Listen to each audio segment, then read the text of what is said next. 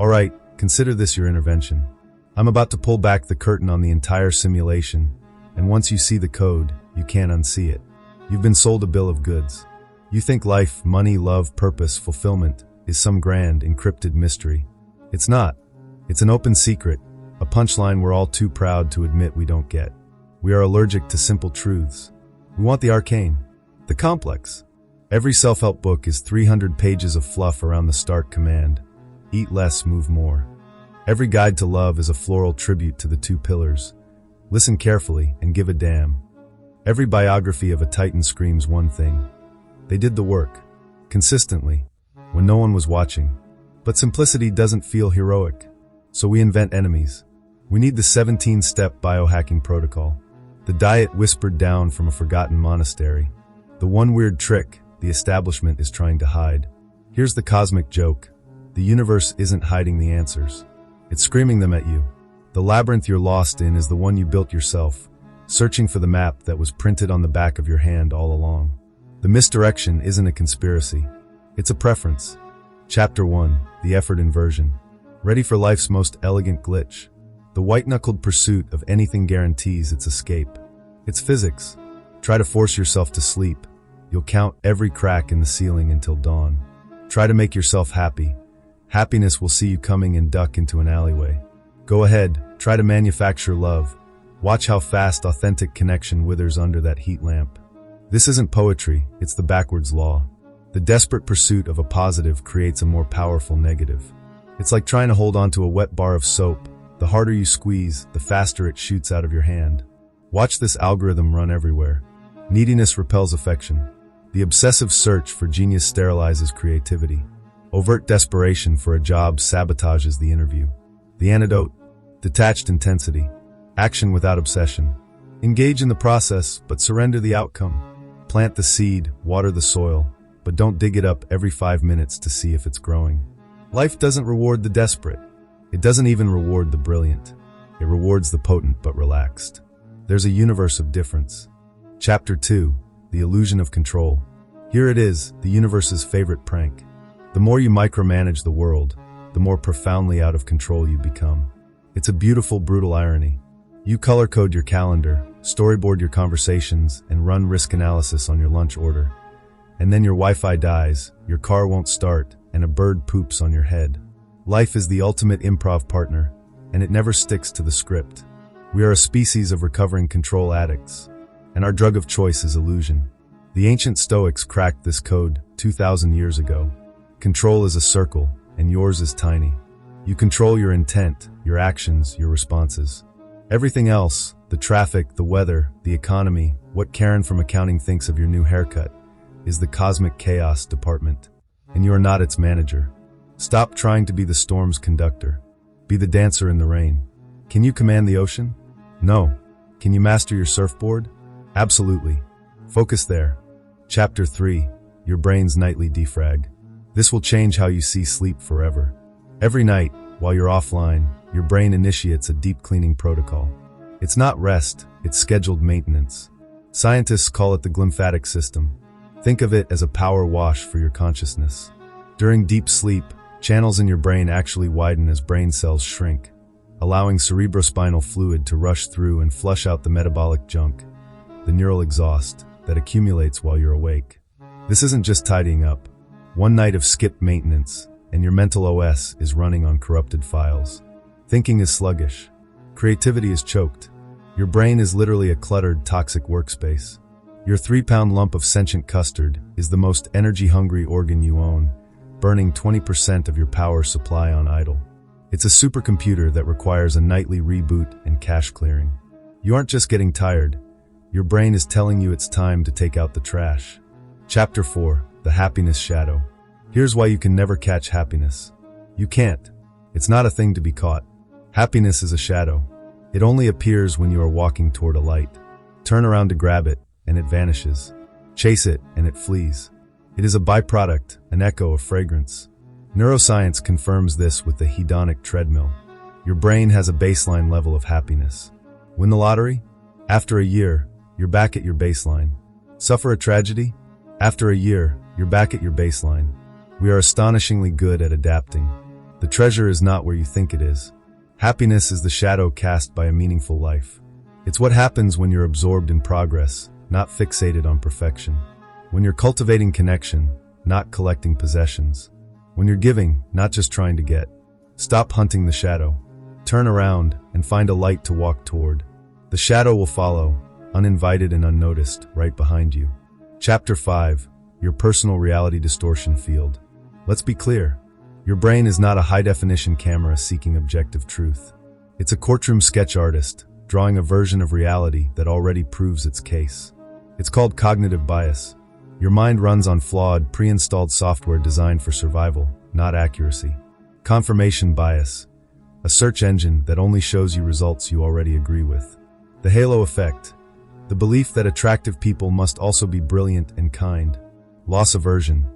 The code that makes the pain of losing $10 feel twice as strong as the pleasure of finding $10. You are wearing a custom-made Instagram filter for reality, and you don't even know you've chosen it. You judge others on their blunt actions, but judge yourself on your noble intentions. This isn't a character flaw, it's the human condition. You can't uninstall the software, but you can become aware of it. The ability to think about your thinking, metacognition, is your only defense. Next time you feel absolutely, unshakably certain about something, pause. Ask yourself, which filter is running right now? Chapter 6. The Emotional CEO. Brace for a shot to the ego. At least 90% of your decisions are born in the fiery furnace of emotion. That cool, calm, rational mind of yours? It's not the CEO. It's the press secretary, armed with a thesaurus, whose job is to justify the gut decision the CEO made hours ago. That career you logically chose? You felt a pull, an intuition, a sense of belonging, and then your logic brain built a beautiful PowerPoint presentation to explain why it was a smart move. This is incredible news. Your emotions are high-speed data processors. That gut feeling is your ancient, powerful subconscious analyzing millions of data points, microsignals, body language, tonal shifts, and delivering a verdict faster than thought. Your feelings are the dashboard lights, not the steering wheel. They are vital information, not direct commands. The tiny space between the red light flashing anger and you slamming the accelerator, yelling, is where your freedom lives. Chapter 7. Memory, the master storyteller. Your memories are not digital recordings stored in a vault. They are living documents in a library where the ink never dries.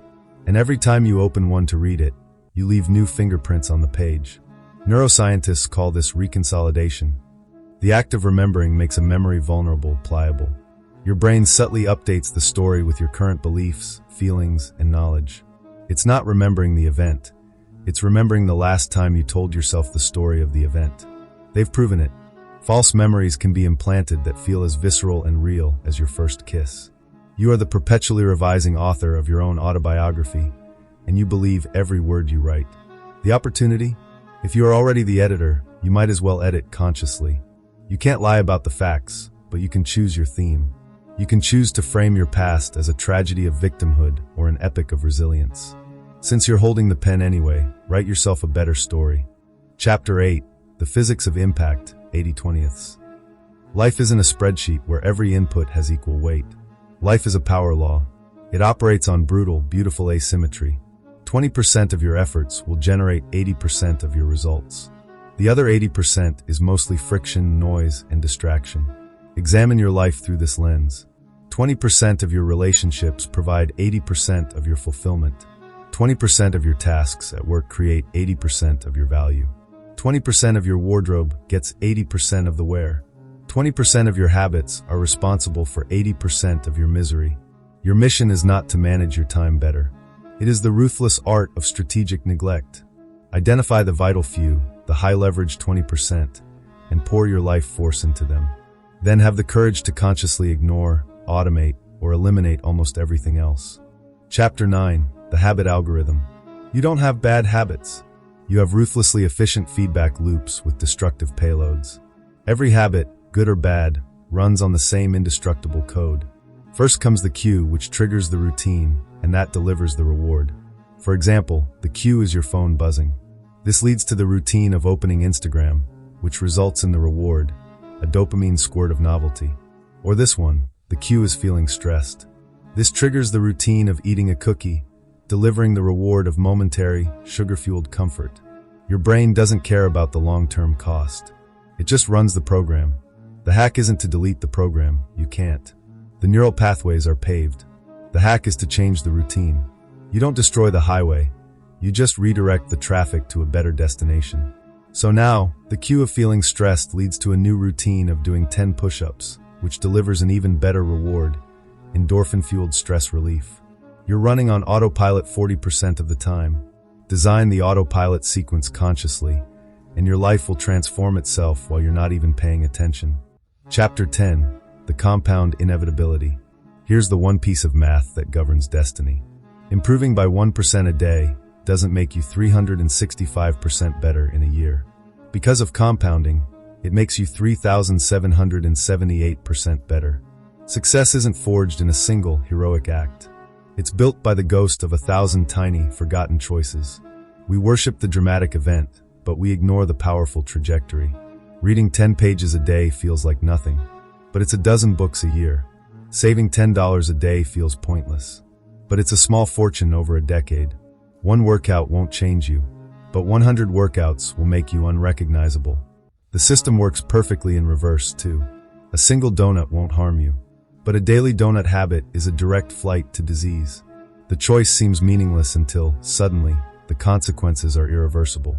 The ultimate secret isn't willpower. It's physics. Focus on the trajectory, not the immediate result. Trust the math. Chapter 11. The Subtraction Advantage. Let's dismantle the central lie of the modern world, that more is better. More options, more information, more goals, more connections. We're told this is the path to success. The truth is, it's the architecture of anxiety. More choices lead to more paralysis. More information leads to less clarity. More goals lead to scattered focus and zero progress. Psychologists call it the paradox of choice. Our ancient brains, when faced with an infinite menu, either freeze in indecision or make a worse choice and then feel less satisfied with it. The real path to genius isn't found in addition, it's found in strategic subtraction. A sculptor reveals the masterpiece not by slapping on more clay, but by relentlessly chipping away every single piece of stone that isn't the masterpiece. Your life is that block of marble. It is already whole. Your greatest work isn't what you add, but what you have the courage to remove. What useless commitment, toxic belief, or digital distraction can you chisel away today? The path to abundance isn't through acquiring more, but by becoming more through less. Chapter 12. Attention, your only real currency. I'm about to tell you what your most valuable possession is. It's not your money. It's not your time. It's your focused attention. You've been sold the myth of multitasking. It is a neurological impossibility. What you are actually doing is called context switching, a violent lurching of your brain's resources from one target to another. Imagine your focus is a single, powerful spotlight. Every time you glance at an email, check a notification, or switch tasks, you have to shut that spotlight down, drag it across a dark and messy stage, and spend precious energy warming it up again on a completely new scene. The cognitive cost is staggering. In a world engineered to fracture your gaze and sell the pieces, the ability to sustain a deep, unbroken gaze on one important thing is the last true superpower. It is the defining skill of the 21st century. Your attention is the currency you use to create your reality. It is the raw energy that powers your habits, fuels your progress, and builds your life, one moment at a time. Stop giving it away like it's worthless. Become a ruthless, unapologetic guardian of your focus. That is where your power lives. Here it is, the synthesis of everything. Life isn't about finding yourself. It's about creating yourself. You're not discovering some predetermined destiny. You're building it choice by choice, habit by habit, day by day. The paradoxes, they teach you balance. Your biased brain, it shows you humility. The compound effect, it gives you power. Subtraction gives you clarity, and a guarded attention gives you the tool to do the work. Every concept connects. The ultimate cheat code has 3 parts. First, accept what you can't control, almost everything. Second, master what you can control, your actions, your reactions, and your attention. Third, compound tiny improvements daily. That's it. Everything else is commentary. You now understand how your brain works, why happiness hides, how habits form, and where power lives. You know memory lies, emotions drive, and small actions compound into destiny. You have the manual.